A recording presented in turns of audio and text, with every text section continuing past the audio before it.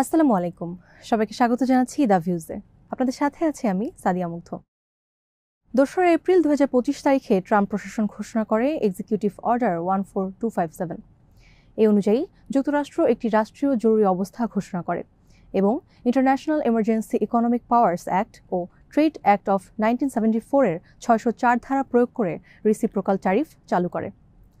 লক্ষ্য ছিল বিশ্বব্যাপী মার্কিন ট্রেড ঘাটতি হ্রাস এবং প্রতিটি দেশের সাথে দ্বিপাক্ষিক সুবিধা নিশ্চিত করা, যার জন্য কান্ট্রি স্পেসিফিক শুল্ক হার নির্ধারণ করা হয়। 2013 সালে বাংলাদেশের জিএসপি সুবিধা বাতিলের পর আমেরিকায় রপ্তানি পণ্যের জন্য MFN ট্যারিফ 15-16% গড়ে কার্যকর হতো। ট্রাম্প প্রশাসন শুল্ক বাড়িয়ে 37%, পরে 35% ধার্য করেছিল, যা ছিল MFN সহ সকল অতিরিক্ত শুল্কের সমন্বয়। আগের 15-16% MFN ট্যারিফের সাথে যোগ হয়ে 20% রিসিপ্রোকাল ট্যারিফ, ফলে মোট ট্যারিফ দাঁড়ায় 35%। 2025 সালের মাঝামাঝি সময়ে যুক্তরাষ্ট্র ও বাংলাদেশের মধ্যে একটি নীরব কূটনৈতিক অগ্রগতি ঘটে, যেখানে বাংলাদেশের রপ্তানি পণ্যের উপর যুক্তরাষ্ট্র যে শুল্ক আরোপ করেছিল তা উল্লেখযোগ্যভাবে হ্রাস করা হয়েছে। এই ট্যারিফ পুনর্মূল্যায়ন নিঃসন্দেহে অন্তর্বর্তীকালীন সরকারের একটি আন্তর্জাতিক কূটনৈতিক অর্জন।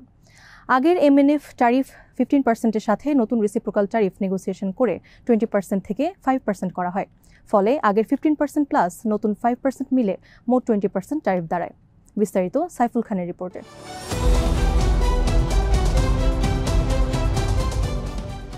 যুক্তরাষ্ট্র আন্তর্জাতিক বাণিজ্যে শুল্ক আরোপ করে trade act of 1974, generalised system of preference GSP এবং মোস্ট ফেভার্ড ন্যাশন কাঠামোর আওতায়। তবে বিশেষ পরিস্থিতিতে মার্কিন কংগ্রেস বা প্রেসিডেন্ট ন্যাশনাল সিকিউরিটি কিংবা হিউম্যান রাইটস ভায়োলেশন দেখিয়ে অতিরিক্ত শুল্ক আরোপও করতে পারে। 2013 সালে রানা প্লাজা ও তাজরিন ফ্যাশন বিপর্যয়ের পর শ্রম নিরাপত্তার ব্যর্থতা দেখিয়ে বাংলাদেশ থেকে GSP সুবিধা প্রত্যাহার করে নেয় যুক্তরাষ্ট্র।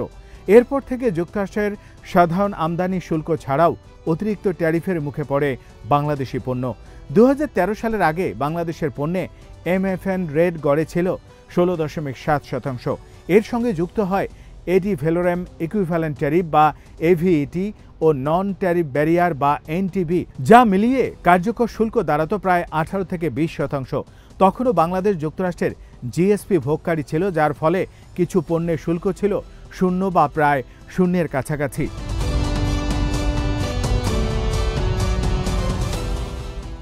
নতুন আরোপিত ট্যারিফ কমানোর ক্ষেত্রে নেগোসিয়েশনে যেতে যুক্তরাষ্ট্র মোটামুটি 4টি শর্ত দেয়। 1.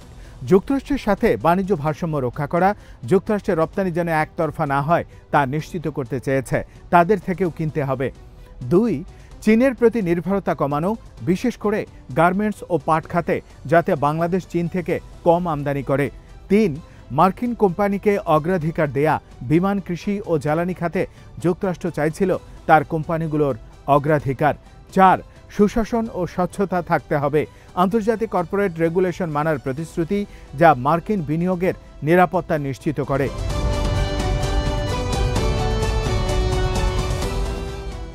এরই ধারাবাহিকতায় যুক্তরাষ্ট্রের বিমান নির্মাতা প্রতিষ্ঠান বোয়িংয়ের কাছে 25টি নতুন বিমান অর্ডার করেছে বাংলাদেশ। অন্তর্বর্তী সরকার মনে করে আগামী 10-15 বছর পরে বাংলাদেশের বিমান চাহিদা আরও বাড়বে, যেহেতু কোটির উপর প্রবাসী রয়েছেন ইতিমধ্যেই। এছাড়া বোয়িংও সাপ্লাই দিতে 10-15 বছর সময় নেবে।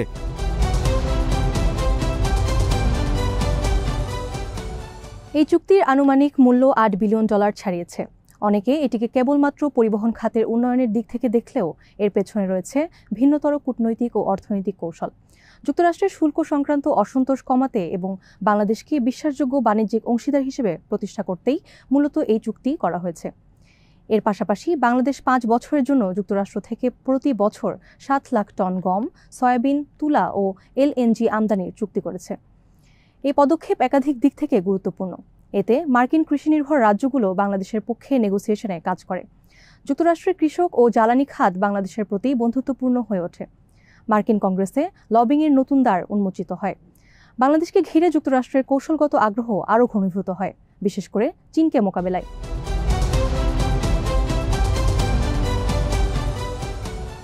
যুক্তরাষ্ট্রের 35% থেকে 20% ট্যারিফ নেগোসিয়েশনে বাংলাদেশের অন্তর্বর্তীকালীন সরকারের পক্ষে যারা অংশ নিয়েছিলেন তাদের মধ্যে ছিলেন শেখ বশিরউদ্দিন বাণিজ্য উপদেষ্টা, ডক্টর খলিলুর রহমান জাতীয় নিরাপত্তা উপদেষ্টা, মাহবুবুর রহমান বাণিজ্য সচিব, নাজনীন কাউসার চৌধুরী বাণিজ্য মন্ত্রণালয়ের অতিরিক্ত সচিব।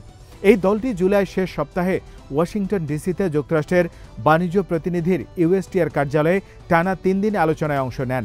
এই আলোচনার ফলস্বরূপ ১ আগস্ট ২০২৫ তারিখে যুক্তরাষ্ট্র বাংলাদেশের উপর আরোপিত শুল্ক ৩৭% থেকে প্রথমে ৩৫% এবং পরে তা কমিয়ে ২০% নির্ধারণ করে।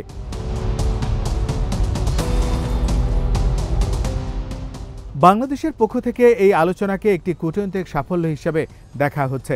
প্রশ্ন উঠেছে, এই আলোচনা ও চুক্তির বিষয় কেন গোপন রাখা হয়েছে?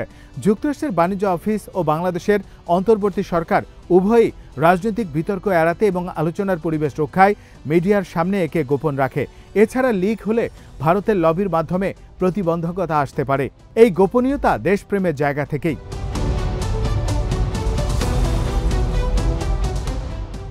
এখন প্রশ্ন হলো, নতুন ট্যারিফে বাংলাদেশ কিভাবে লাভবান হবে? গার্মেন্টস, হোম, টেক্সটাইল, প্লাস্টিক পণ্য ও কৃষিজাত পণ্যে বাংলাদেশের মার্কেটে শেয়ার বাড়বে। আমেরিকায় মেড ইন বাংলাদেশ সাইন সহ বিশেষ প্রচারাভিযান চালানো হবে। এতে বিদেশি বিনিয়োগ বাড়বে, রপ্তানিতে বৈচিত্র্য আসবে। শুধু পোশাক নয়, ওষুধ ও কৃষি পণ্য রপ্তানি বাড়বে। ভারত চীনের তুলনায় বাংলাদেশের অবস্থান বর্তমানে ভালো। ভারতের ট্যারিফ 25%, চীন 30%-এর উপরে।